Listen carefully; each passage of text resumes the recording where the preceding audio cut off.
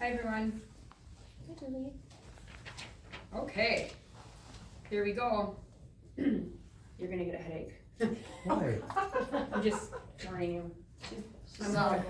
Okay, so newsletter is there. Take your time. Wasn't that nice of me to warn him? And Scott's like, what's going on? It's every day. He's used to it.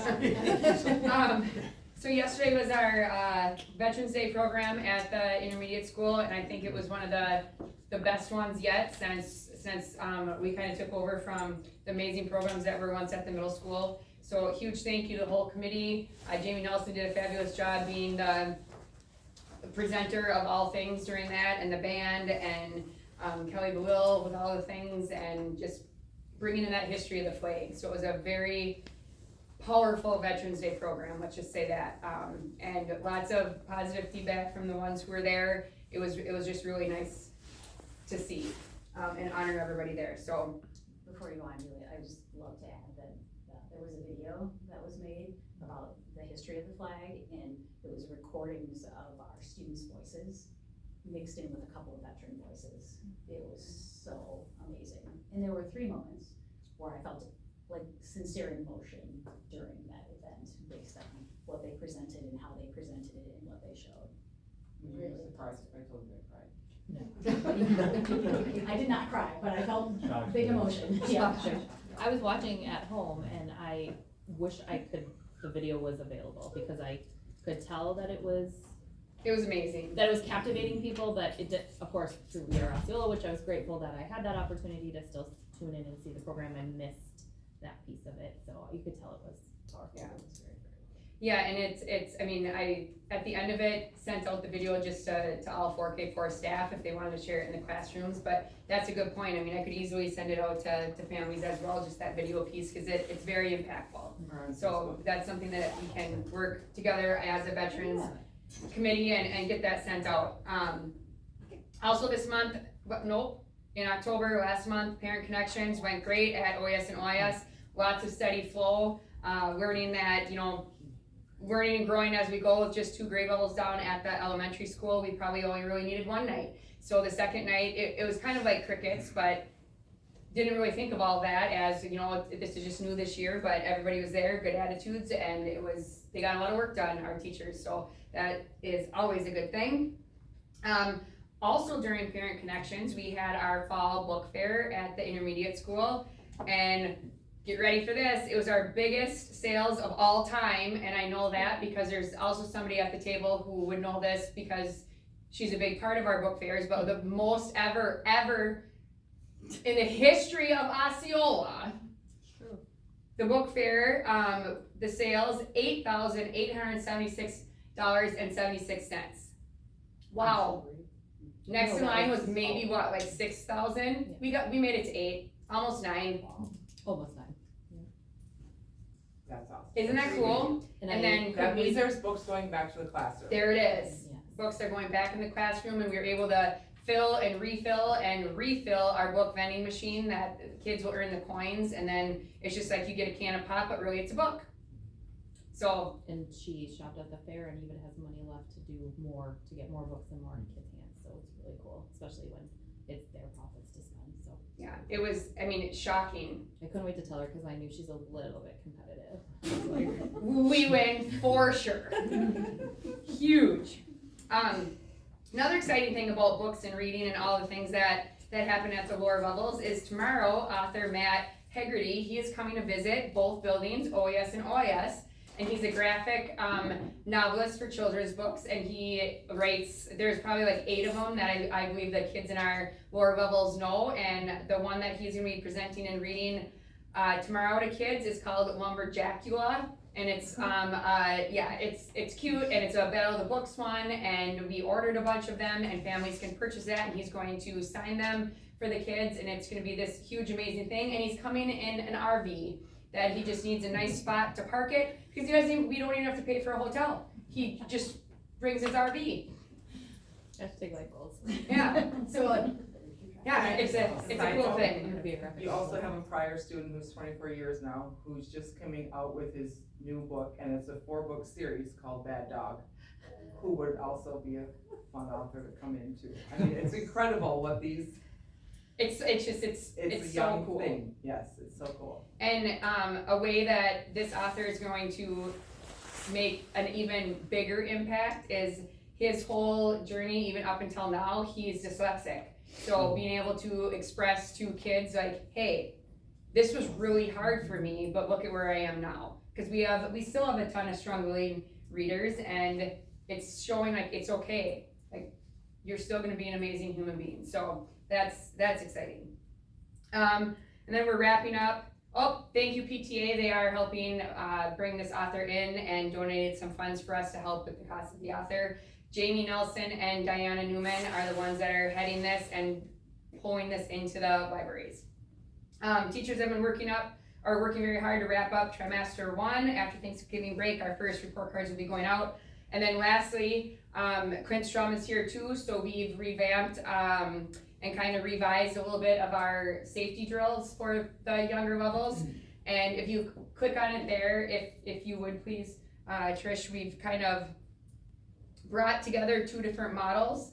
And the 2 different models that we brought together, it's not only the ALICE framework, but Hunter brought something forward to the leadership team a few months ago called I Love You Guys, and it's a different protocol for school safety made more by like parents, to where ALICE was created more by law enforcement. So bringing those 2 different frameworks combined on how to keep our kids safe. And the main reason behind this is this language and how we move forward with these type of safety drills. It's more age appropriate and friendlier for some of our smallest little chieftains. So if you think about it, 4th graders are only about 9 years old. They're very little, and some of the pieces and big words in ALICE really had them go home very anxious and afraid, and we wanted to kind of transition away from that. So Clint and I worked together on this, and that standard response protocol now is REACT, and each letter means something. So we presented this to the team. We had our first safety drills today in both buildings, and teachers had to react. It went really well at the elementary school. We got on the intercom and said, this is a drill. This is only a drill. We're gonna move forward with our standard, response protocol of REACT, because Mr. Strum left the door open and 2 squirrels got into the cafeteria and are running around. So that's now the teachers have to react to stay in the classroom and shut the doors so the squirrels don't get in there. So way more 4 and 5-year-old appropriate. Okay, so because it can be any kind of an emergency. So the teachers asked us when we were presenting if we could take the first one very slow, and not get on there and say, oh, there's someone in the building. And then at the intermediate school, we made it an emergency situation where a great big tree branch fell through the skylights and shattered in the commons. So what it is that we have to do to ensure that students are safe and not out in the wear and tear of the broken glass, Hunter. So Randy did call and he's like, wait. I'm like, no, Randy, this is a drill. Like, were you not listening? So our next one each one will make it a little more challenging or more, whatever the words I'm missing in my head are. But that's all. Sounds great. Let's move on to Darren King. All right, good evening, everyone. There's a link to the newsletter. We also have done 2 family connection nights. You have the dates there. Both of those were in person. We did 3 hours on the 28th and 2 hours on the 5th. I would say attendance was good. It's interesting that, and I think the high school mentioned this too, you start to see a little bit of a taper off in the 8th grade. We're building those connections, and I think, in general, like 5th, 6th, and 7th, their schedules were pretty locked in. They were happy with, the amount of parents that were coming in. There were a few no-shows, but that was good to hear and see. We finished up our big 5th grade cookie dough delivery today. So I've been lifting plenty of boxes this afternoon, but just a shout out to our 5th grade team. For those of you who don't know, that's a big fundraiser. It's done at the middle school so that we can pay for the majority of the field trips through those 4 grades at the middle level. It used to be 3 grades, so we're trying to divvy up that money as best we can to cover field trips from 5th through 8th grade. But the kids did a great job. It's always a fun and exciting time. It's actually, for me, it's a nice time to build connections with families and help them, cart big boxes to their cars and visit. And so I even had a few teachers that commented, hey, this is a great connection opportunity with families, other than something like a connection where we're having discussions about grades.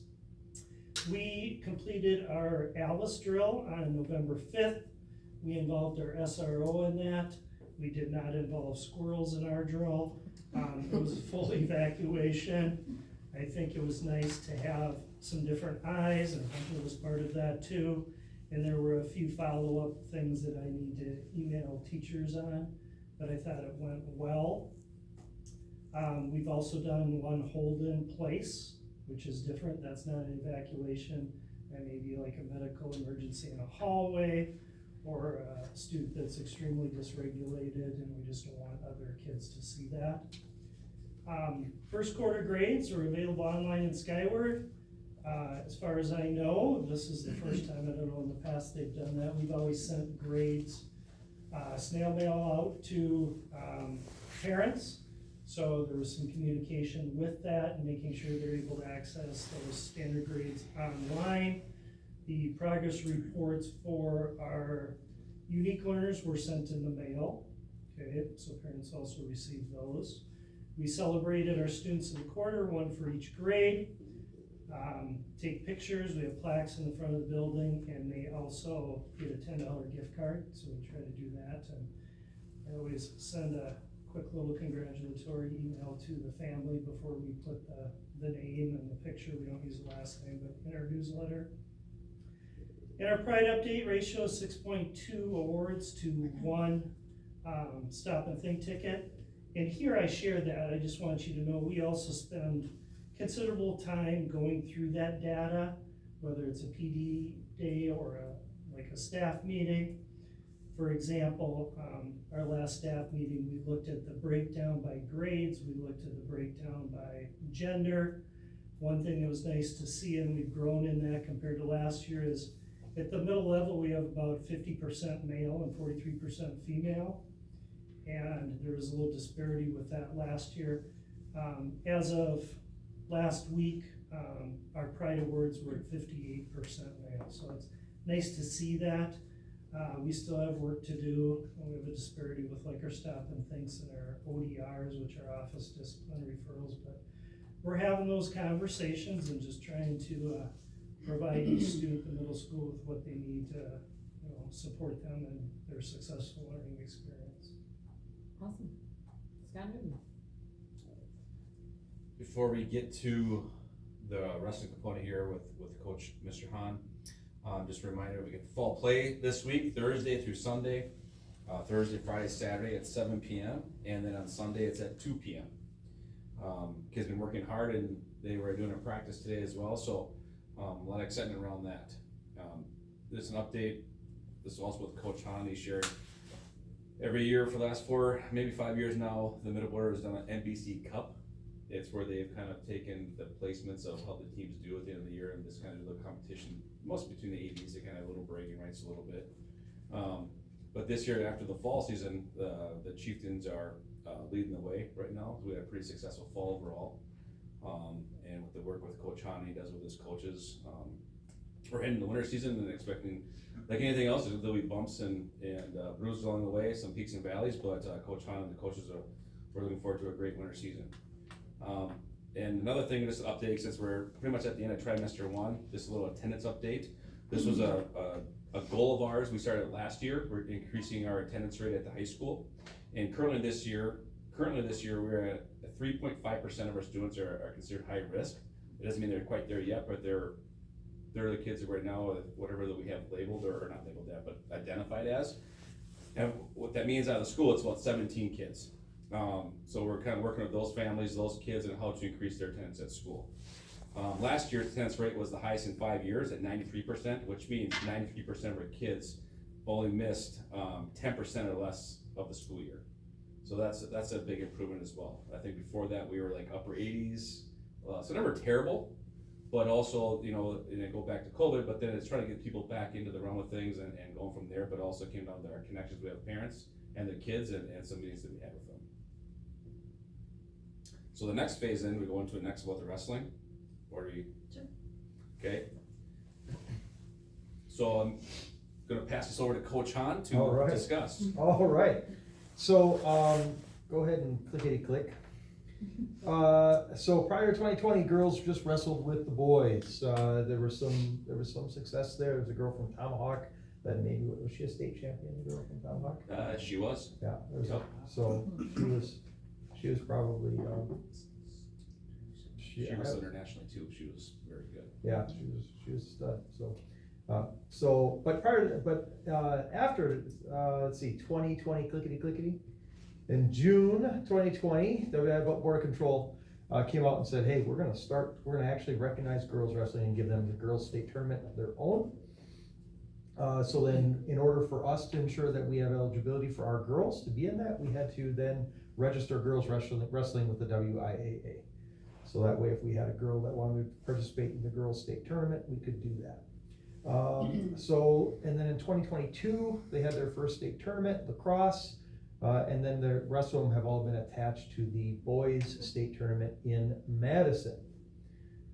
All right, so now this year, here's the change that came. So prior to this, you could still wrestle with the boys the whole season and then enter the girls postseason. This year now, if you are a girls program, you can only wrestle other teams with girls programs. You can only wrestle other girls. So that kind of changes our dynamic a little bit, that now we really do have to schedule separate events, not all separate events, but we have to schedule some separate events for the girls. We can schedule 14 total events, and there's a match cap on that, and currently we're at 14 and 14, where I think there are 3 events where the girls and boys are on different dates or at different venues. Actually, I think there's three events where the girls are at different venues on the same date, actually, and that typically happens a little bit in the postseason. All right, so currently we have two coaches. Cal Gerber is our head coach, and our own Clint Strum is our assistant coach. And we just, based on last year, we had 4 girls, but this year we've got 15 girls with potential interest. They looked at, now that's a group that signed up, and we have some really good recruiters in the girls population, and we'll see how many survive practice number 1, 2, or 3 when they get going. So, but if that participation is realized, we may need to look at kind of increasing our coaching staff a little bit. Because our boys right now, our initial interest is at 25. Their season starts on the 17th, so we'll see, usually probably by the 20th, what kind of participation we're actually going to realize at that point. The things that I really would like to see, my recommendation would be that we would add another coach at the assistant capacity, so that way we always have 2 coaches going to an event with 1 coach coming or staying back and doing practice. So that's kind of where we're sitting. Questions at all?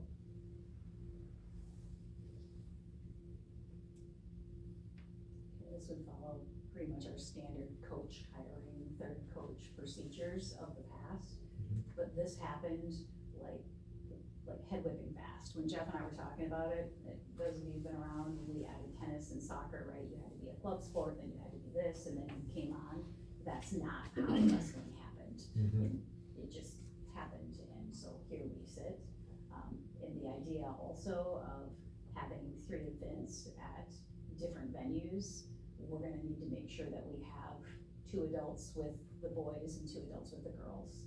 Because if something happens, just like we do at middle school, regardless of the numbers, having 2 adults present in case something happens where 1 adult has to be with a student and the other can be with the rest of the team. So we don't know if this will be realized until the Right. numbers, so we weren't interested in it doing an action item, but wanted to let you know.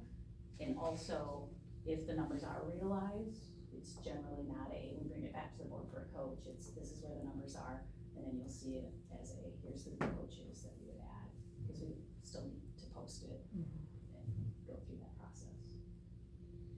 Are you going to be traveling farther for these events? No, we're kind of in a hotbed of girls wrestling. Really? St. Croix Falls and Unity have large programs. A lot of the smaller schools are having larger girls programs. River Falls, so years ago, I would say in the River Falls community, Kevin Black was started really promoting and with girls wrestling, and they started with their varsity school wrestling.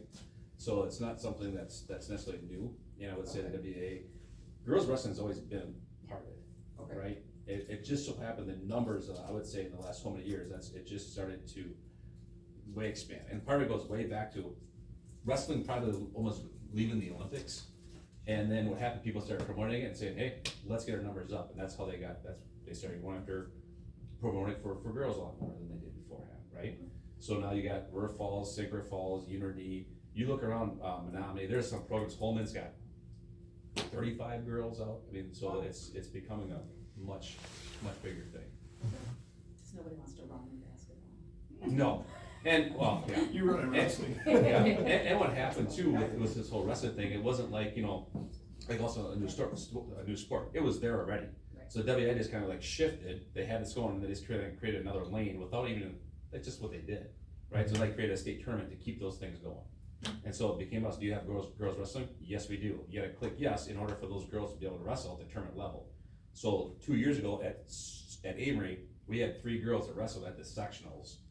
And that's where also at that time, like boys and girls were together. And then as of late, now was it last year, the first time they separated out, Coach Trauma had to head to Merrill on a Friday night, the night before sectionals, for girls sectionals. So.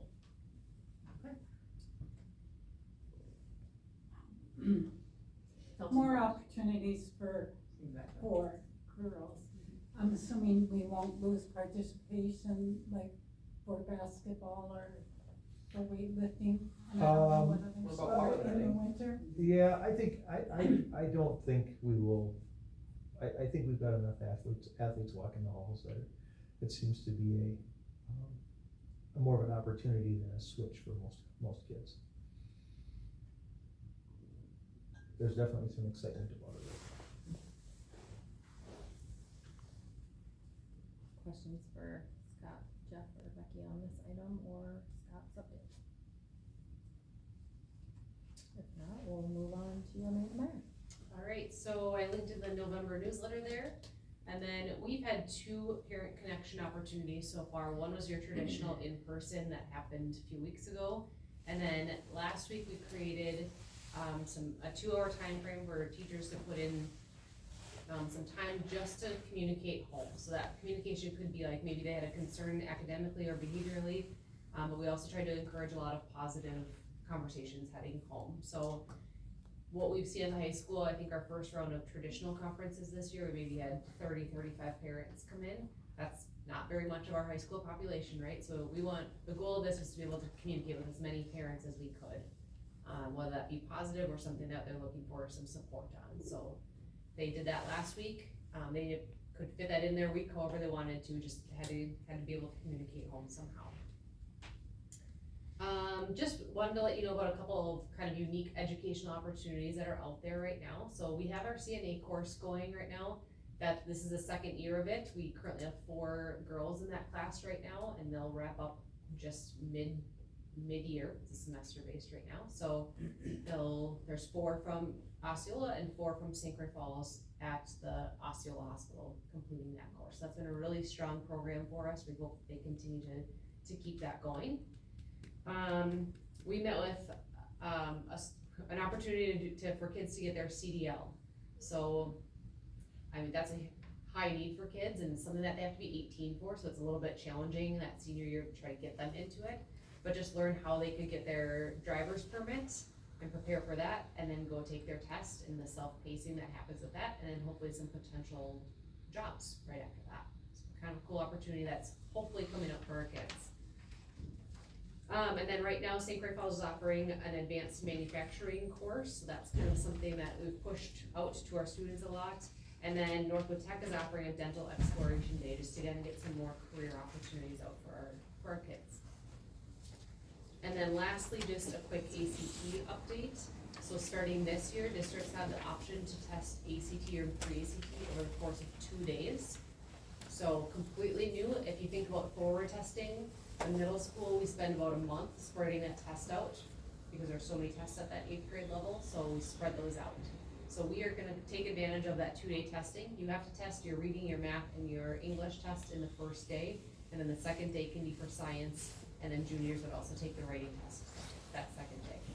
So that's something that just came out a couple of weeks ago, so we are working on schedules to make sure that we can make that happen for our kids, just to spread out those tests a little bit. So something completely new for our kids. Any questions?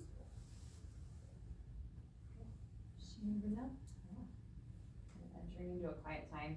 The tax revenue has been certified and that has been sent out to municipalities.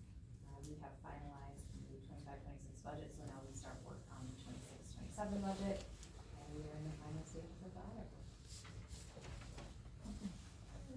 Dr. Becky Scott. All right, just important to know that we were chosen for universal monitoring. Once every 5 years, we were chosen and we were chosen. So Julie, Amanda, Tricia, and I have been working to ensure that we have all the pieces and parts of the ESSA, also known as the Elementary and Secondary Education Act, pieces together. The part that's beautiful is that we actually have a lot of it already where it needs to be, because we use our webpage a lot to put information out there. So it's pieces like Title I, what are you doing? How do you transition students? Do you have all of your homelessness, foster, all of the things documented where they need to be? Have you communicated the way you're supposed to? So checks and balances. In January, there's a work day at CISA. We're already prepared for that.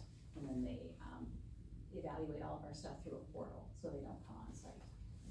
But it just takes a lot of time, energy, and effort. Second, the Principal Pantry Challenge. This is a friendly, all-staff effort to support local families. This is actually the product of Jen Rude, so it's not me. And if you click on the flyer there, this actually Tristan created, so stuff in their office, and AI is a wonderful tool sometimes. And the principals have all graciously agreed to whoever, they thought the rule was whoever had the most food was able to pie the other principal, or didn't need to get pied, and Julie learned today that actually it's all of the principals get an opportunity to get a pie. It's just which staff member is going to deliver it. So, darn. We did learn that today. Yes, we couldn't read it today. So she agreed to it, and yeah, so that's where we're at. So if you want to make any donations, you too could have the chance to. But it's an internal, we're not involving the students in it. It's just a staff fundraiser, and it's for the teaching closet for our kiddos. And lastly, social media communication standards. So this is a draft that's been vetted. The super important part when it comes to social media for school districts is to remember that freedom of speech is real, and we need to make sure that we're honoring that. So when you look through this document, and in particular the bullets there, those are the only reasons that comments can be removed. So again, in a world where social media is very, very common for a lot of people, so you can see an example would be political campaigning. So if there's a politically motivated comment on our page, that doesn't get hidden. If it's campaigning, that can be hidden. So that's what the intent of all of this is about. If you scroll down just a little bit further, Tricia, the other thing that we have as part of that, if you go to the link here, is the idea of what are the steps for resolution of issues in our district. Because sometimes I get a phone call in my office that really shouldn't be coming to me, it should be going directly to a teacher or somebody in a building. So the idea of looking for positive resolutions, starting with a step one, with who do you talk to the teacher, the coach, and that the vast majority of concerns are resolved here. Second, the building principal, department leader, And then third would be the district administrator, and then four being the Board of Education. Just so you know, this is really policy 9130 in a visual form. So that's where it came from. And then the other piece, going back to, so this, you can go ahead and go there, Tricia. So this is a draft of that same social media piece that you saw originally, that would be on our webpage. And what's linked on the right is these social media platforms all have guidelines of their own as well, that also honor freedom of speech. So putting those on there, so we use Facebook, we use Instagram, and we use YouTube occasionally. So that's why those are there, and that's the model. And what you'll see is in the policies for social media that are on for our first read tonight, it references the community social media standards so that everything is connected in one place. But this also would replace, there's something called an impressum. So if you go onto our webpage and you go to the about, you'll see Social Schools EDU just has information on there that they wrote. And what Shannon and I have discovered through this process is that they don't have a legal team. So they do what's best. And they said, well, you should run it by your legal team. So that's what we did, and our legal team feels like the community standards are what then also would go there. So everything is all connected and is in a responsive way, as opposed to a, this is the way it's going to be, or it's, we're just gonna make it up as we go. So I just wanted to run that through. Wonder if you have any questions, any thoughts?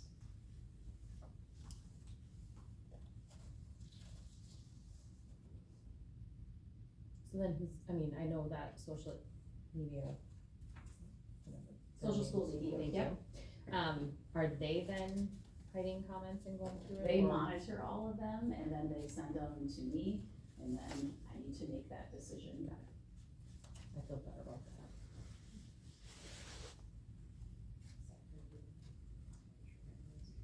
Oh, yeah, that's the one thing that happens, when social media, Meta actually has their system set up to hide comments if it asks for fundraising, or tells you to watch something, because it's trying to stop scams from happening. So there have been places where it says there's 4 comments, and there's only 3 showing, and we didn't hide anything. And it was like, what's happening? And those of you know, like, I'm not a super social media savvy person, so as I've been learning, like, where did this comment go? Why did this happen? So then engaging the social media community, and they know that because they work in that lane, so they're able to explain that. Thank you, Shannon. I like that one document. Like 1, 2, 3, 4. That one, just where it's laid out differently, it's Well, we talked about it as, yeah, it's We just talked- different. right, we talked about it as a leadership team, having it available on the school's websites as well. Because the idea is communication and resolution happen hand in hand, right? So if they can start with the right person, it's likely to be solved much more quickly. And that's all I have about it. Alright, questions for Becky, Shannon? Alright, we'll move on to 2B, which is review the girls hockey co-op renewal. All right. Would you like to talk about that? Well, sure. Okay, since you're here. We have to renew this, I think, every 3 years. Troy Wink at Somerset sent this to me, and we had to, we just have to re-up it. Maybe it's every couple. No changes to anything. We're already doing it. We're sending one girl this year to Somerset to play on the Western Wisconsin All-Stars.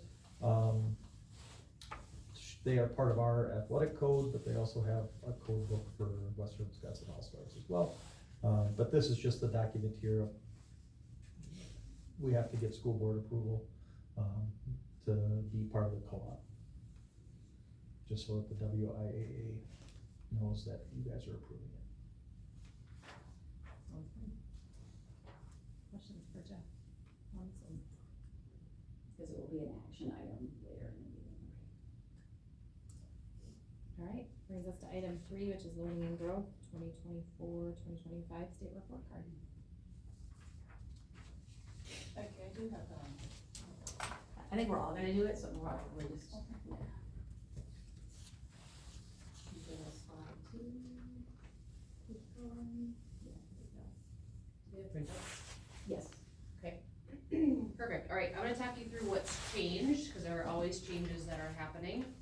It's in your packet. So, yes, in your packet, you have two documents, one that's called 24-25 report cards at a glance, horizontal. And then the other one is what's new for the 24-25 school year, that's vertical. They're at the very top.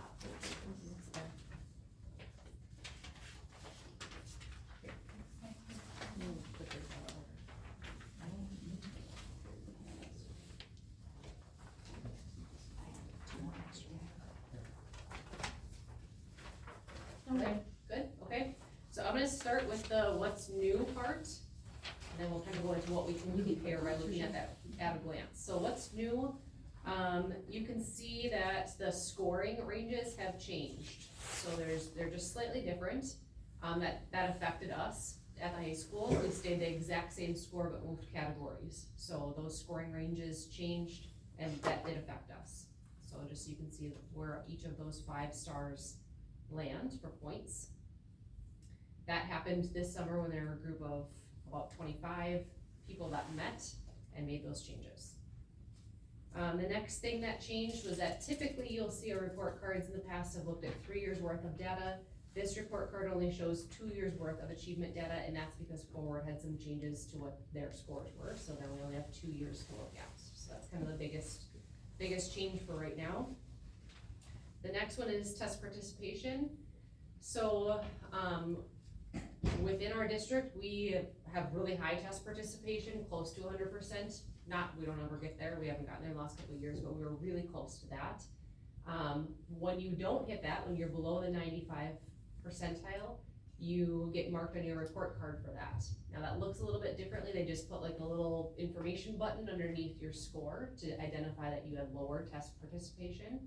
So we did dig into that a little bit, because we are not marked for that at all, but we did see that there are some schools close to us who were at like 98 percentile for our testing, and some of those were at 75% test rate. So a significant difference in the amount of students that some districts are testing.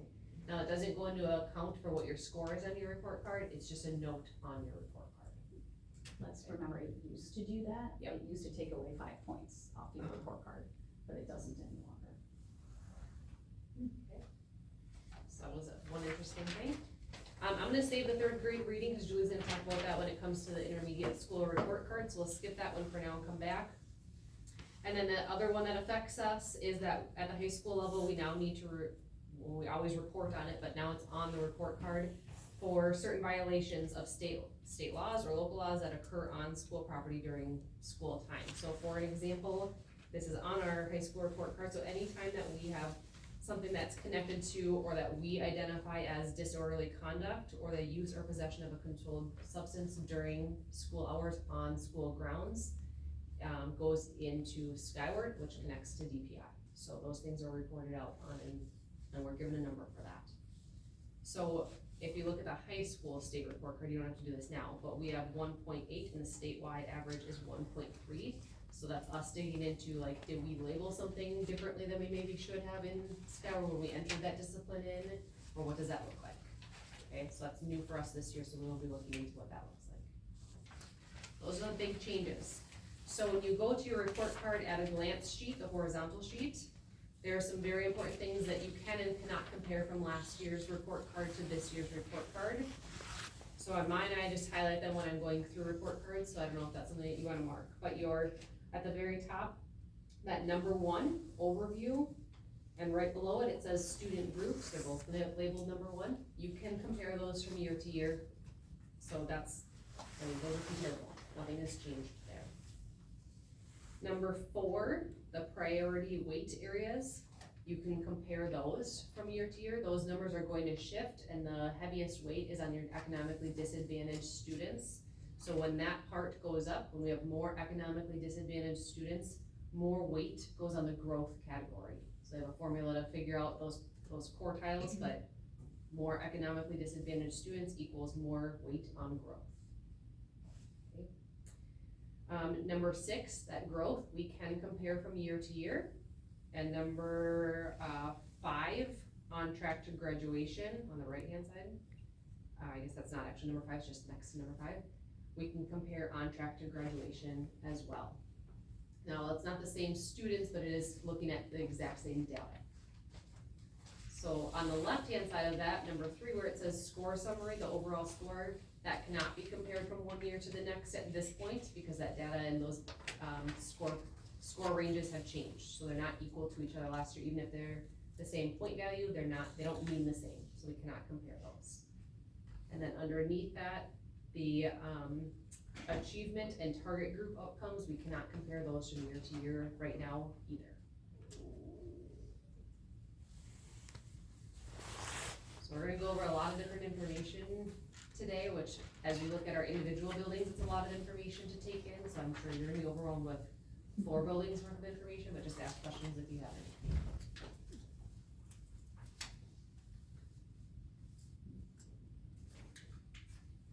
So this is the summary of what Amanda just went over with you as far as what you can compare and what you shouldn't compare.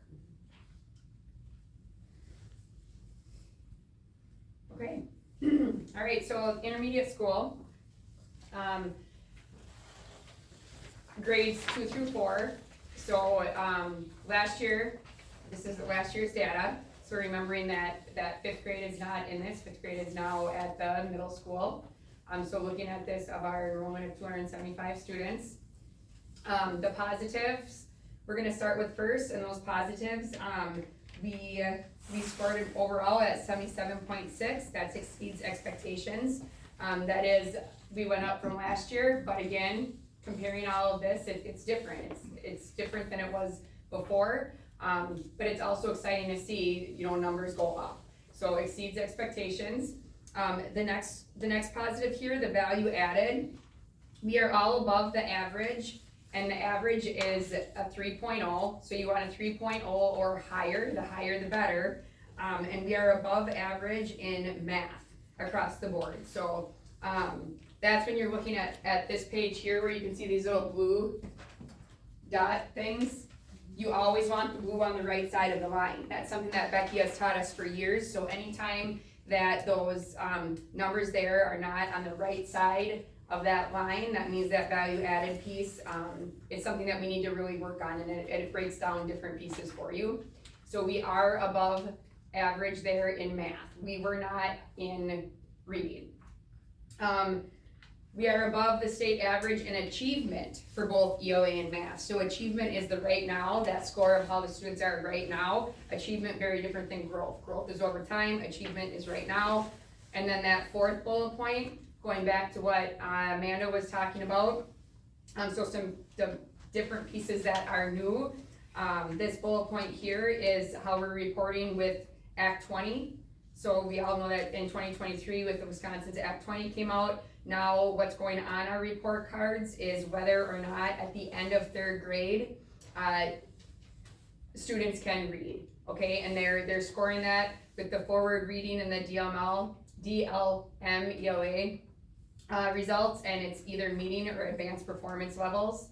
And the exciting part for us on the report card is that our 3rd graders right now, now they're 4th graders, meeting or advanced performance in those levels, we are above the state average. We came in at 63.2% of 3rd graders at the end of last year were meeting or advanced when it came to reading. The average for the state was at 50.3%. So we came in at 63.2%. So celebrated that with staff.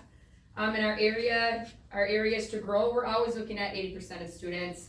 So that's just something that I put on there to remind everyone, like we always want that. It's what we're always striving for each and every day. So 2 areas that we want to be able to grow in.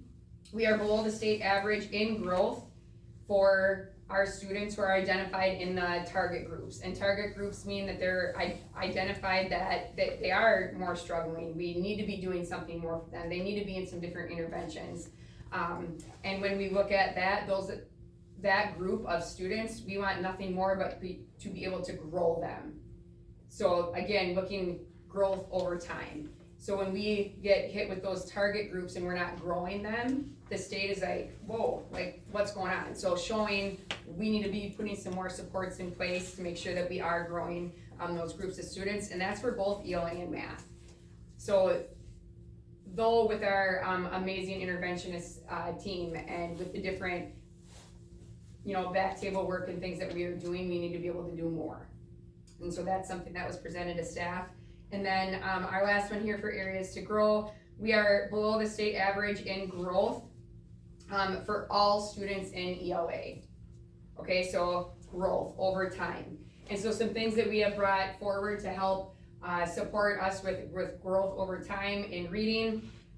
You heard me talk all about the excitement of reading and the author and the sales and all the things that we're promoting and jumping around with at the schools and the vending machine, like trying to bring that love of reading forward and not stopping with that. So making it exciting, but not only that, it's also the ways that we are ensuring that students are learning by the way that we are instructing them. So we had a group of teachers be able to go through the OG, it's Orton Gillingham training. It's just a different way of reaching kids in those structured areas of phonics. So it's breaking it down even more than what some of our resources that we currently are using do. So we have a handful of teachers supporting students in different groups that way.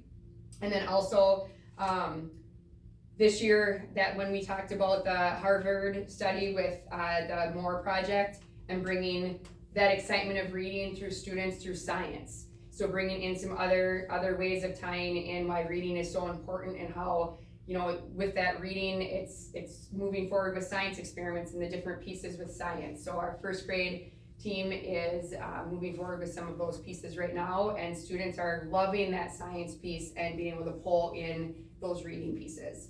And again, that's the stuff that Patricia Kramer, a reading specialist, she went to Harvard. Remember that day, Corey and I were like, oh yeah, we both went to Harvard too, that time. Where she learned all these different strategies and brought them forward to us here in Osceola. So that's where we are at with our intermediate school level. Do you guys have any questions?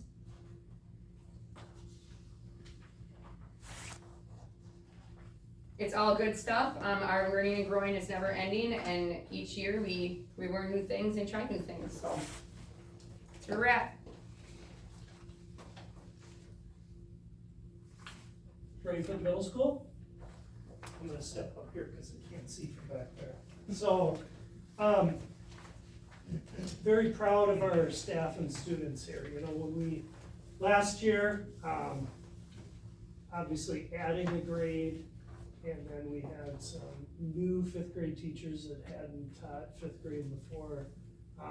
A little unsure of how that would work into a report card. So we ended up with a 87.4, which significantly exceeds expectations. Can't compare years, but that was a little bit of an increase from the previous year. All our student groups were above the state average in the value-added growth, and so Julie talked a little bit about that's a scale from 0 to 6. 3 is right in the middle, which is like a 50th percentile average. And in all of our categories, whether it be race, disability, economically disadvantaged, in both ELA and math, we were to the right of 3, all the way down. So that is positive. That also included, some of our meeting the needs of kids that weren't proficient in the past. Target group score, 92, same or higher than that percent of 6-8 schools. And because we're a middle school, it's viewed against other middle schools, which usually categorize 6 through 8. And we talked a little bit about this last year. Our target group is like your lowest 25%. And that doesn't mean per grade, but like the lowest 25% of your population within the school. And one thing that's just, a credit to our teachers here is that their growth was higher than the kids were not part of the target group. So I think that says a lot to, meeting kids where they're at and providing them what they need. We always have a growth mindset, so some areas to grow. Our math achievement scores, at least what I've seen the past several years, have been just kind of out of the park awesome. And this year was, I think it was a 90.5 compared to the state average of 68.4. ELA was 76.8 compared to state average of 65.2. So just continuing to look at our alignment with ELA and seeking to build on that and improve those scores. And then I think just using data to inform instruction, I think, is important. We're always talking with our teachers about being reflective practitioners. Part of our job as administrators is giving them what they need. And so just diving into some of the data. So a big shout out to Amanda. One of the things that she's provided us is, in looking at the forward exam, a breakdown by grade and standard. So all the standards that say fifth grade, for example, fifth grade math standards are listed out. And that shows us how our kids did last year. And I think it helps us when we talk about curriculum alignment too. Why did only 35% of our kids end up proficient on this one standard? And is it because it wasn't covered? Is it because we didn't get to it before the forward exam? So using that data, and they can also break it down by student. So what we've talked about is using that data, giving it to them, they have access to it, and looking at your kids from last year and some of those standards. We also, Amanda, Scott, and I were at a report card conference where we're able to pull some data, and again, thanks to Amanda for helping us with this. At least Scott and I needed the help. But looking at individual students, so if you had a student, for example, I'm just gonna turn over here, but it kind of broke our kids into advanced, medium, approaching, and developing. And then it looked like you looked at low growth, and then like target growth, and then exceptional growth. So we could look at kids from last year in a certain grade level, in a certain subject of math or ELA, and you could see where those kids were. So you could look at all the kids that were developing with low growth. And just thinking about interventions and how to better support them moving forward so they're experiencing greater growth by meeting their needs better. So that's some of the stuff that we're doing with our curriculum alignment and looking at data this year. Questions?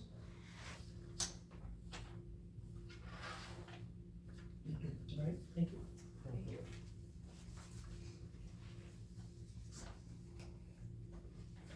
Okay, moving on to the high school. Looking at our scores and whatnot, some of the positives that we have through the this past year, the achievement, our achievement score was top 74.5% in the state. In comparable to our middle border conference schools, which we typically do, our comparison for the ACT, which is just our juniors, this last year, so our current seniors now, their writing, math, and ELA scores, were first in the conference. And our science scores were second in the conference, which is pretty impressive, and for how our kids did that with their staff.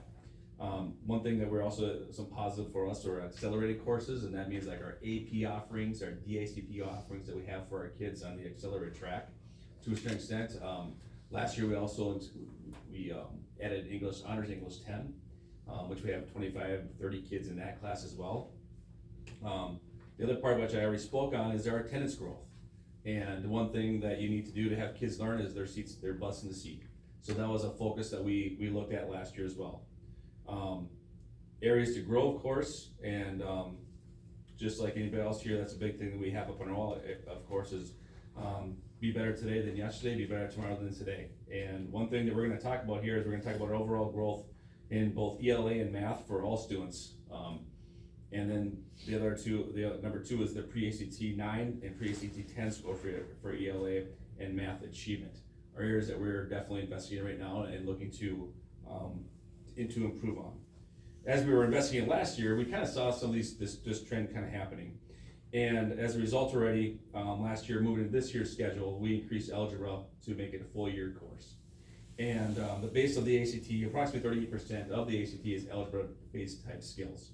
Now, of course, you work right down to pre-ACT 10, pre-ACT 9, there's a little higher increase of that. The other thing that we work to, and I already talked about this, is our attendance. And that's one of the protocols and things that we focused on last year to this year, knowing that we kind of saw these trends happening and saying, hey, we gotta get our kids here, how do we do this, what can we control? And those are things we started doing and reaching out to our families. Additionally for this year, what I call actionable items, Which we're focusing on this year is, we started from day one back in August, is curriculum standards, alignment and documentation of their staff for all their classes that they have. Definitely a lot more data digging into the pre-ACT, the pre-test assessments we had our first one in, end of September-ish. Definitely looking at those scores, and not just scores, but again, looking at the trends that we're seeing amongst the kids in each class, because every class is a little different. So as we go through, you know, we had our current seniors, last year juniors tested a certain way. We're seeing different things and gaps with our current juniors, with their current sophomores, with their current freshmen, all right? Implementing, the other thing we're looking at this year, which we have not done, because traditionally our achievement has been pretty high, and which it still is. But we are looking at, okay, what incentive-based ideas would the kids do? Because we have some kids that I do believe are that we don't get probably their best score out of them. And I mean that by, they show up and they know it's a test, especially at pre-C, whatever, and freshman, sophomore years, they show up and boom. They just start going through it as fast as they can. We've had some kids finish a certain test in 7 minutes, when they have 40 minutes to do. So we are looking at incentives, and what does that mean? Individual incentives to maybe class incentives to like, hey, just give us your best. Just give us your best, and let's see what happens going forward. All right, and then of course, for next year as well, we're starting talks here very soon with staff, actually this week, starting tomorrow, which we already have with some people already in some departments, but future course sequence or pathways. We have a lot of pathways for our students, and what that looks like, and what we foresee moving forward in the future. Any questions?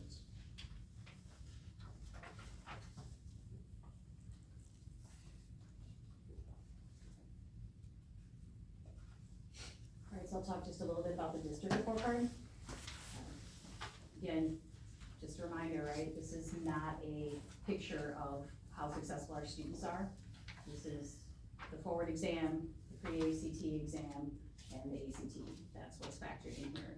One test, one day, in some cases for our high school.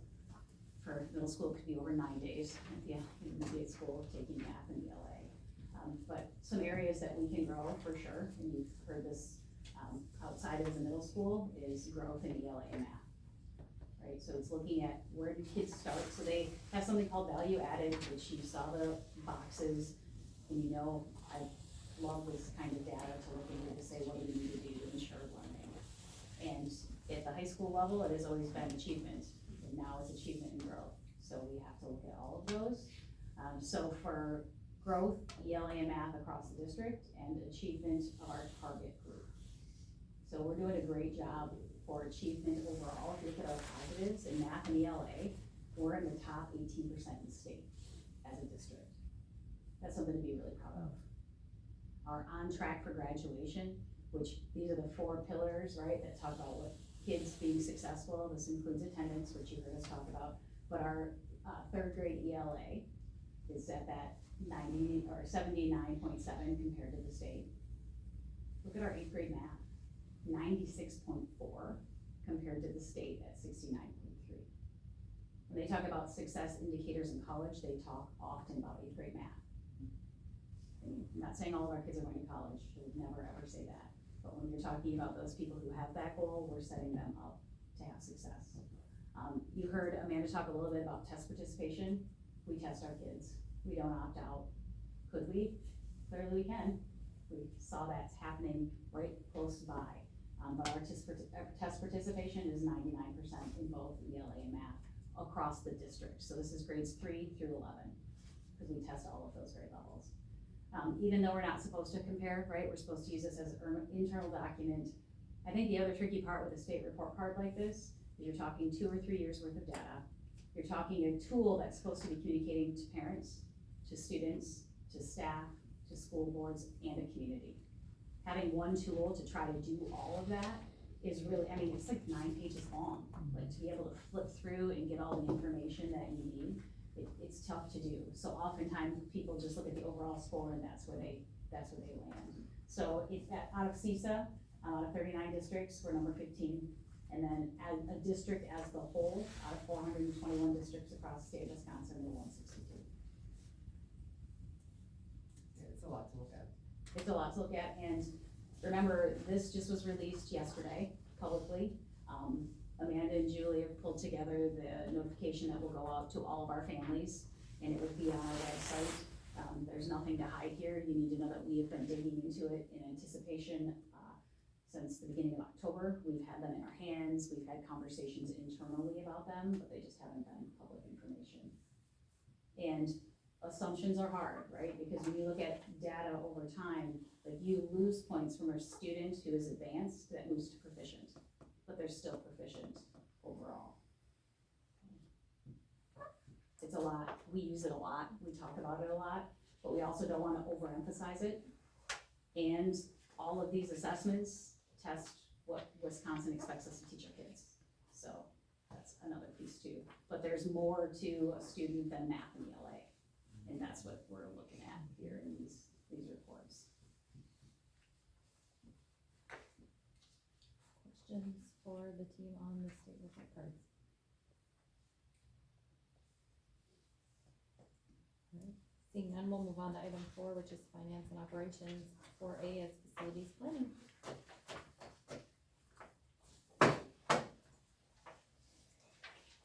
Hunter, that's you. Alright. So I've got a bunch of updates for you guys. First of which is tennis courts. So we have gotten a good amount of concepts from Rettler for these tennis courts. I've been talking with Mark and Jeff about them, as well as really anyone who wants to talk about it, to see what they think.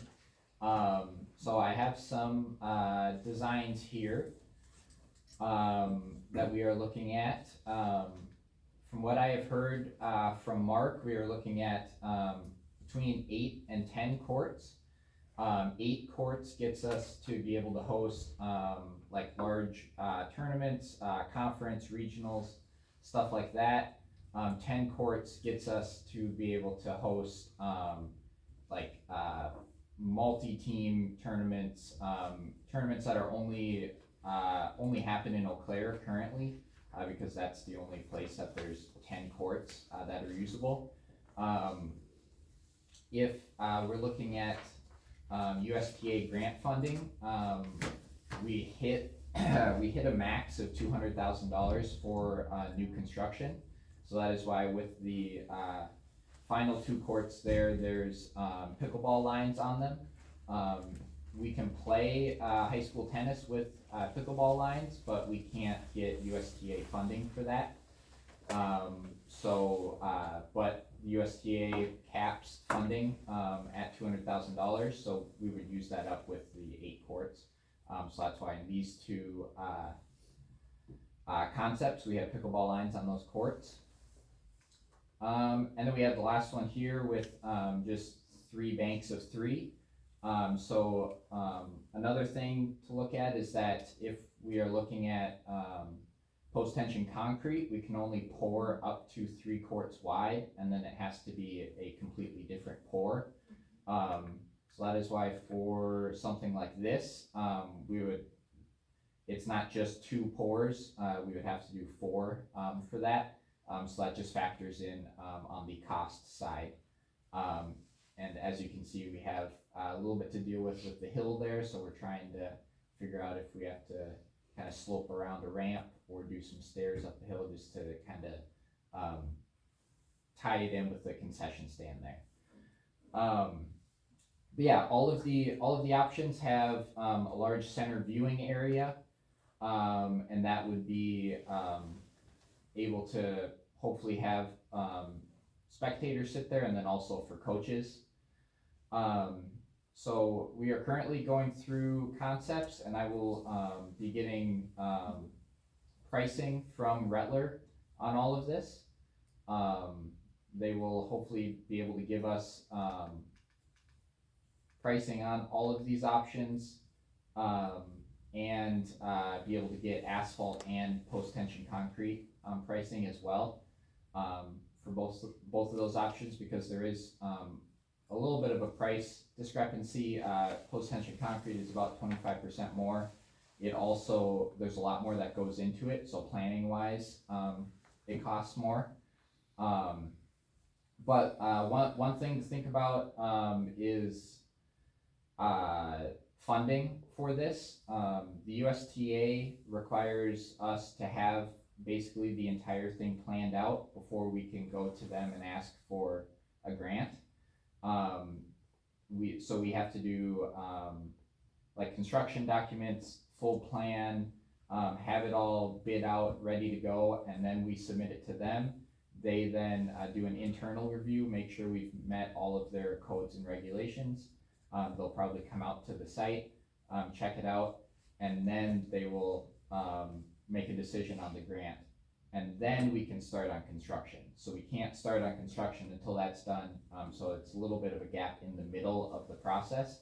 But for us, currently, getting these concepts and this pricing from Rettler are of no cost, because we have signed on to do a project. We have incurred no costs thus far, and we can cancel, we can basically void the contract at any time with them. But to be able to do a USTA grant, we will have to move into paying them. Basically, they're not gonna just do all of that for us for free. So that's where, when we initially hired them, their pay schedule was broken out. Up until the USTA grant, 90% of that percentage we would be on the hook for. But that is then contingent on what design we go with. So they have different percentages based on what the price is. So say it's $1 million post-tension concrete project, then their fee is 7%. So then we would have to pay 90% of that 7%. So that's why ideally once we get some pricing for all of these concepts, then we can make a decision on moving forward or not then, before we would be on the hook for all of those costs. So yeah, the next steps, talking with athletic director and tennis coach for feedback, making sure everything is coachable and usable for us, and also usable for the community. And then we'll get pricing, and then continue to look at USDA grant and then other funding options as well. You guys have any questions on that?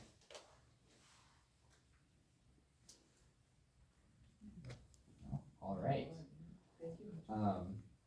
So the next thing I've got for you is facility audit and educational adequacy. So last time I was here, we talked about going ahead with doing this. So we actually last Wednesday interviewed 3 firms. We initially had reached out through CISA 11 to 5. We narrowed it down to our top 3. And then they all came in person last Wednesday to present to us.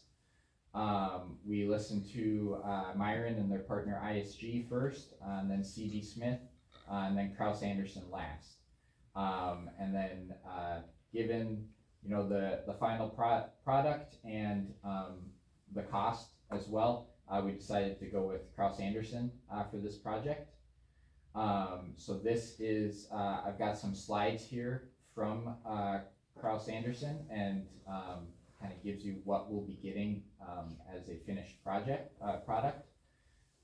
So they will go through all of our buildings, inside and out, and they'll be hitting the regular things like that a facility audit would, like our equipment, the envelope of the building, and then also mechanical and electrical systems. But something that we're looking forward to having them look at is also like ADA code compliance and site review. So how's our traffic flow? How's our hardscape versus greenscape? And then also our classrooms. How do they look? Could they be laid out differently? How does the furniture look? Stuff like that. We will also get an FCI. So this measures all of our facilities. It'll be broken out based on each school. And the pricing that we got for Kraus Anderson stayed at the 8,500, and that includes the elementary school, as well. So, we were able to stay at that price and include the elementary school. So our FCI, we will get that for each school. It is, IFMA standard, so it is comparable with schools across, the country. And this is basically how they will rate all of our buildings, all of our systems, so that we have kind of a usable metric, to use. And a good thing, that we really like with Kraus Anderson is their portal, and then in their portal, we will get an executive summary.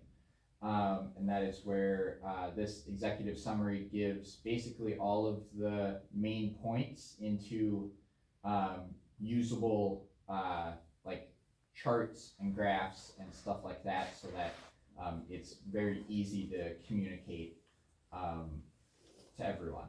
So, like on the bottom there, we have our FCI, that's all color coded, and it would be by building, and then, we can also look at things like, deferred maintenance, like the top right is deferred maintenance, year over year, so we can see what years do we have a lot of objects, and projects coming up, and what years, are we able to save a little bit more money.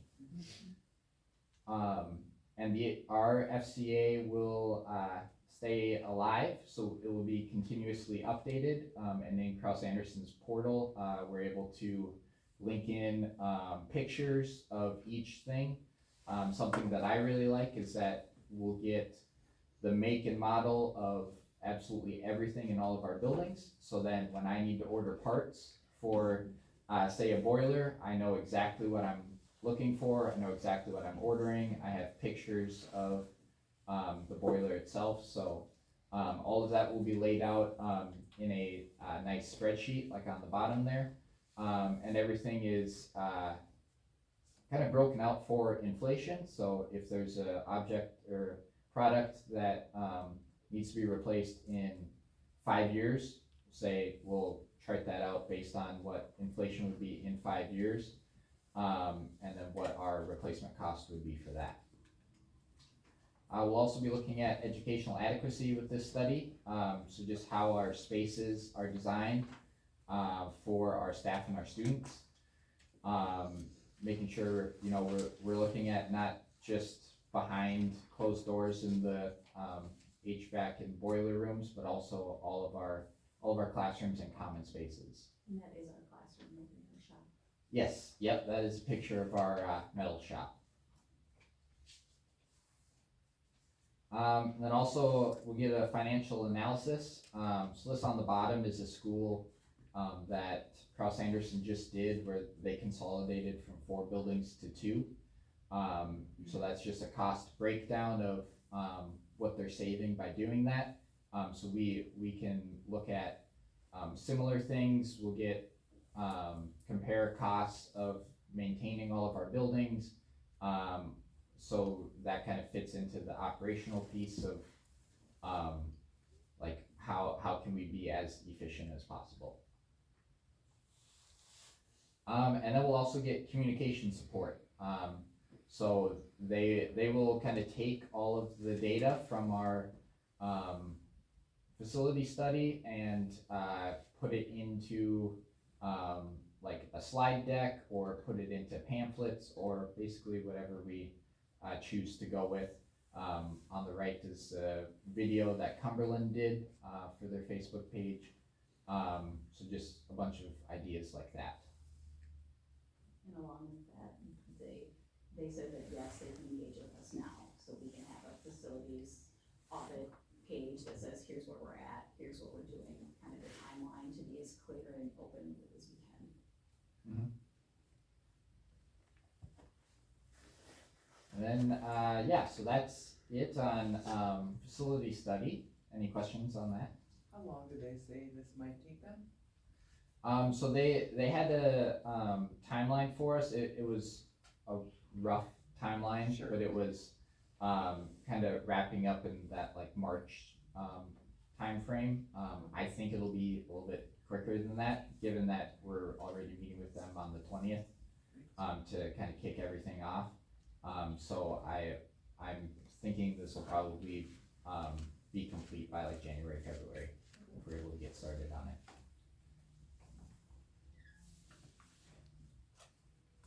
All right, so I got a couple other, just random projects that we're working on.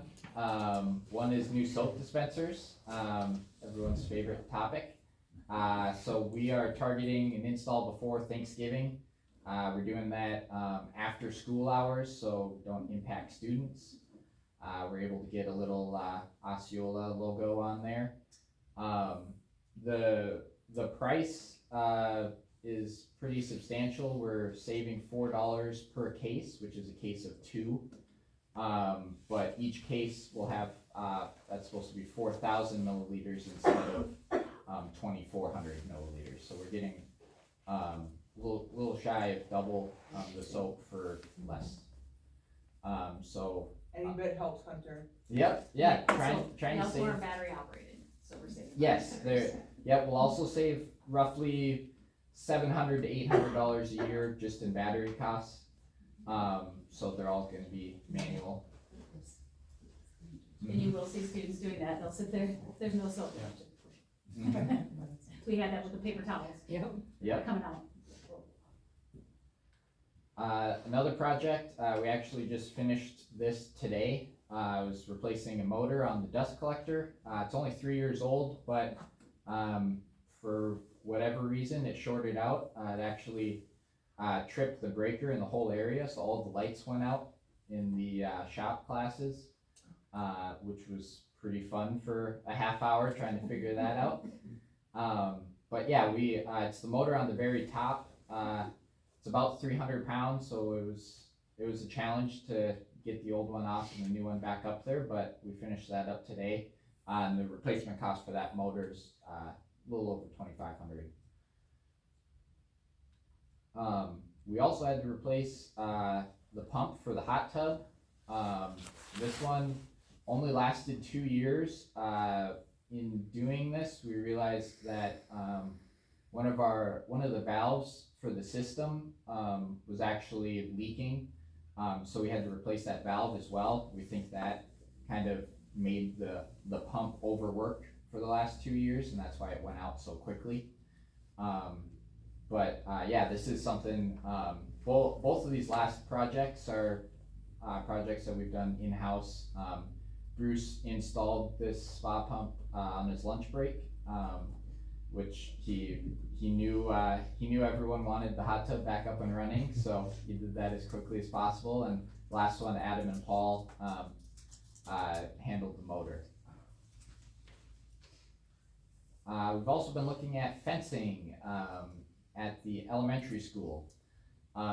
So prices can vary quite a bit on fencing depending on how tall it is, how many gates, how many corners, what the finish is on the fence. I've gotten 2 quotes. This is just kind of a mock-up of it on the right, but I've walked the area with 2 different companies to get solid quotes on that. We have 2 gates for snow plowing. It would go up to the building, so when students go out the back doors for recess, they would be in the fenced-in area. And currently we're looking at a 5-foot tall fence so that students can't grab the top of it and hang from it or try and climb it. Yeah, we just had a good amount of students that are hard to wrangle, and I think it just adds to the security piece. It's the classic person, contain runners. Yep. That's it. Yep, trying to contain the runners. This isn't an investment, we're talking about, we have to look into it to see how it costs, but we aren't at the decision-making stage yet. So yeah, and I think actually one more topic that I don't have in the slides, one more thing that we've been looking at. So we got quote on putting a handicap operator for these doors right out here. We had he's like a general manager for a company. He was out at the intermediate school, so I was able to convince him to come over here and get us a quote on these doors. It's not, technically not required because this building is a part of the, middle school. So we just need 60% of, public entrances to have that, which we do meet, but it is considered a best practice, to have a handicap operator at these doors. So that would be, I believe, let's see, $4,621 per door. So given that we have a vestibule here, 2 doors, that would be then 92, or, we could prop open the interior set since, they're not lockable, it's not a lockable set. We could prop open the interior and just put a handicap operator on the exterior set of doors. But that would include putting a bollard, for the button, and then the operator, and then buttons on the, inside.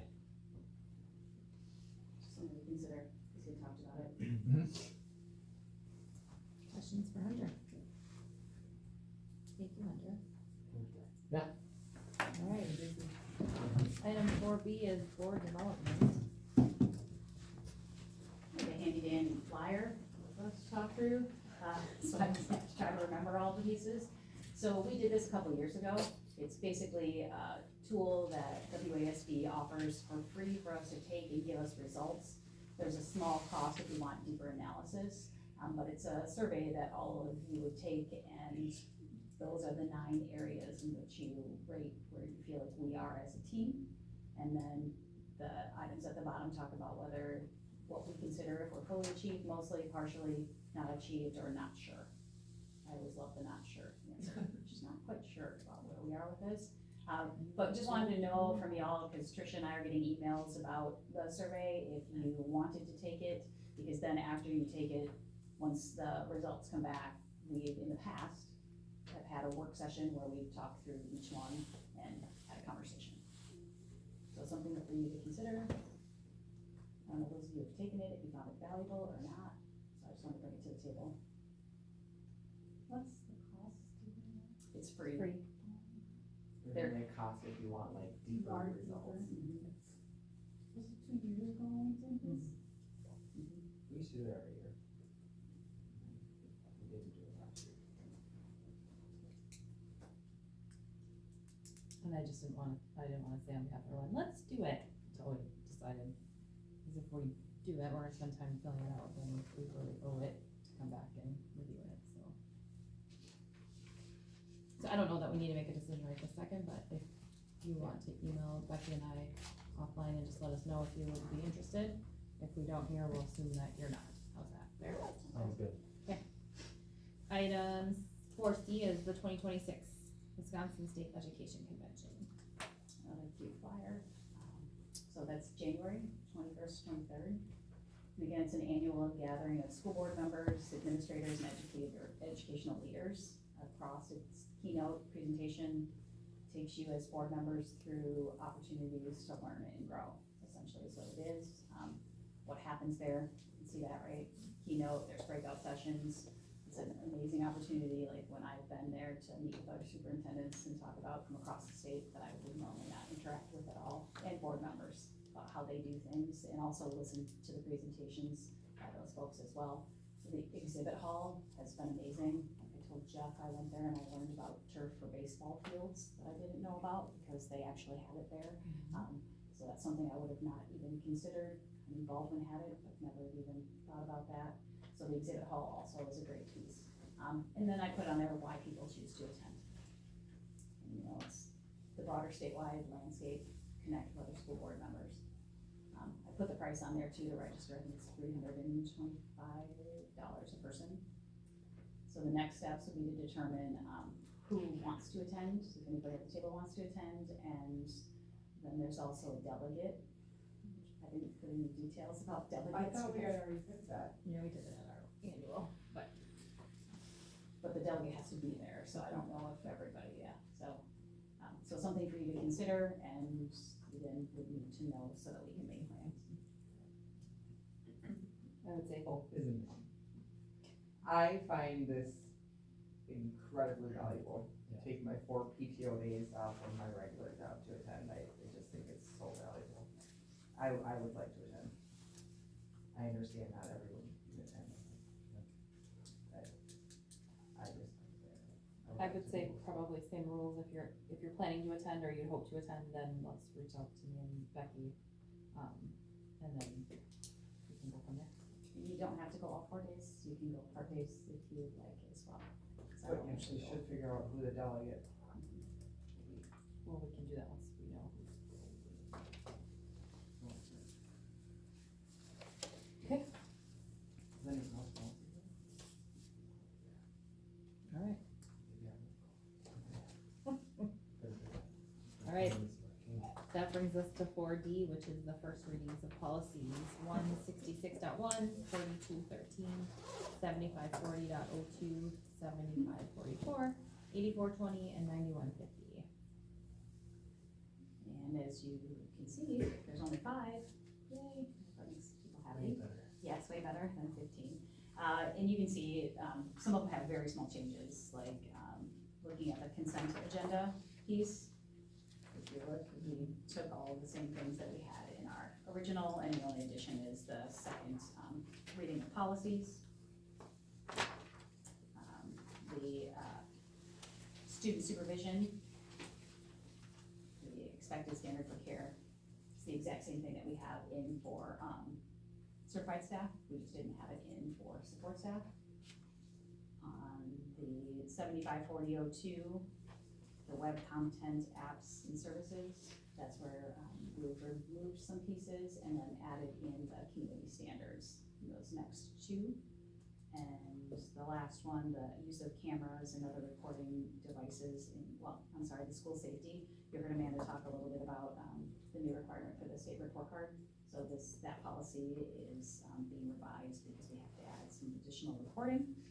And then the use of cameras and recording devices in the locker room was adding some additional, language about media in the locker room. Who would have thought that that was a thing? It was. So is there any questions on any of those?